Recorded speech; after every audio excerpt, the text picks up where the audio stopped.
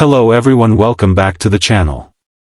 Russia's recent drone strikes on Ukrainian mines mark a new phase in the ongoing conflict, one that reaches far beyond the battlefield and into the heart of Ukraine's economic infrastructure. These attacks are not only designed to damage buildings and machinery but to hit Ukraine where it hurts most, its ability to produce and export essential resources like coal, iron ore, and other minerals. By targeting mines, Russia aims to cripple the industries that fuel both Ukraine's domestic needs and its role in global supply chains, all while testing the readiness and resolve of NATO and the West to respond.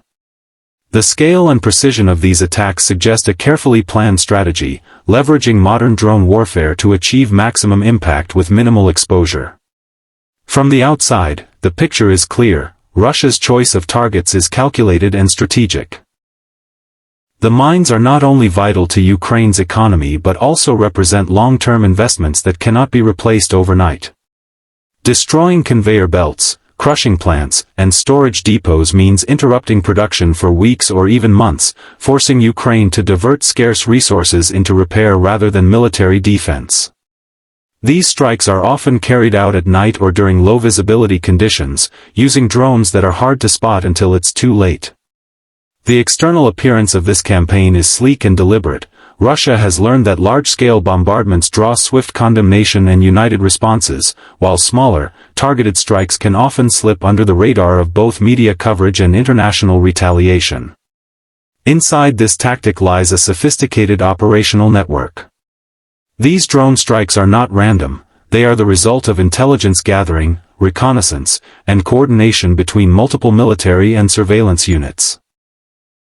Russian forces combine satellite imagery, electronic signals, and sometimes even local informants to identify weak points in Ukraine's infrastructure. Once a target is confirmed, drones are deployed from various distances, sometimes just outside Ukrainian borders, other times from mobile launch points deep within occupied territory. These drones vary in size and capability, but most are equipped with guidance systems that allow them to hit within meters of their intended mark. This interior framework of surveillance, planning, and precision targeting shows how modern warfare has evolved from brute force to calculated, almost surgical strikes. Performance is where the danger truly becomes evident. These drones have been remarkably successful at bypassing Ukrainian defenses, slipping through radar gaps and avoiding anti-aircraft fire. While Ukraine has received advanced air defense systems from Western allies, many of these are optimized for faster, higher-altitude threats like missiles and aircraft, not for slow-moving, low-flying drones. The Russian drones used in these attacks are often built for endurance and stealth rather than speed, allowing them to fly low to the ground, hug terrain features, and approach from unexpected angles. Once they strike, the resulting damage is often concentrated and catastrophic, destroying not just equipment but also halting production and scattering workers, many of whom are reluctant to return until the area is declared safe. Safety features in this scenario translate to the measures Ukraine and its allies are taking to defend against these drone attacks. Counter-drone technology is becoming a priority, with radar systems being recalibrated to detect smaller objects and electronic warfare units working to jam the signals guiding incoming drones. Portable anti-drone weapons, such as directed energy systems and specialized interceptors, are being deployed to industrial areas, but coverage is still inconsistent. Mines, often located far from urban centers, are sometimes left with minimal defense, making them vulnerable targets. NATO and the West are exploring ways to expand Ukraine's protective shield by sending more counter-drone systems and training local defense units to respond quickly to sightings, but the reality is that drones remain a cheap and effective way for Russia to strike without massive retaliation.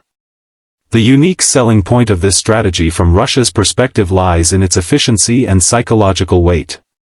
Each drone costs a fraction of a traditional missile but can cause millions in damage. The ability to launch multiple attacks over time keeps Ukraine constantly on edge, forcing its military and political leadership to stretch their resources thin.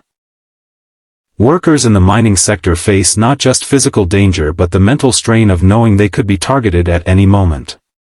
The constant threat affects morale and productivity, indirectly weakening Ukraine's economy without requiring a massive troop presence or sustained bombardment. On a strategic level, these attacks send a message to the international community: Russia can disrupt Ukraine's economy at will, testing the limits of Western patience and commitment. When we talk about price in this context, it's not just about money but about the economic, strategic, and human costs. For Russia, the price of each drone is relatively low, especially when compared to the damage inflicted.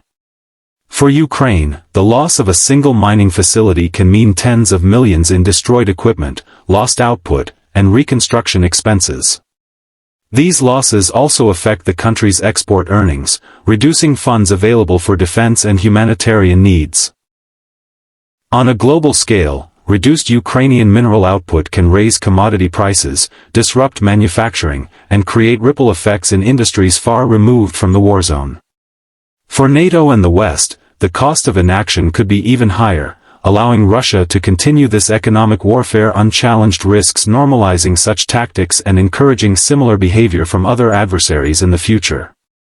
In conclusion, Russia's drone strikes on Ukrainian mines represent a dangerous evolution in modern conflict, one that blends military precision, economic sabotage, and psychological pressure into a single, highly effective strategy. The exterior is sleek and controlled, the interior is a web of intelligence and coordination, and the performance is alarmingly efficient. Safety measures are improving but not yet comprehensive, leaving vulnerable targets exposed. The unique selling points for Russia: low cost, high disruption, and political deniability, make these strikes a compelling tool for sustained pressure. The price, however, is being paid not just by Ukraine but by global markets and potentially by the stability of the international order itself. Whether NATO and the West are truly ready to act will depend on how quickly they can adapt to this new form of warfare, bolster Ukraine's defenses, and signal that such attacks will have consequences. The coming months will be a critical test, not only for Ukraine's resilience but for the credibility of the alliances that claim to stand behind it.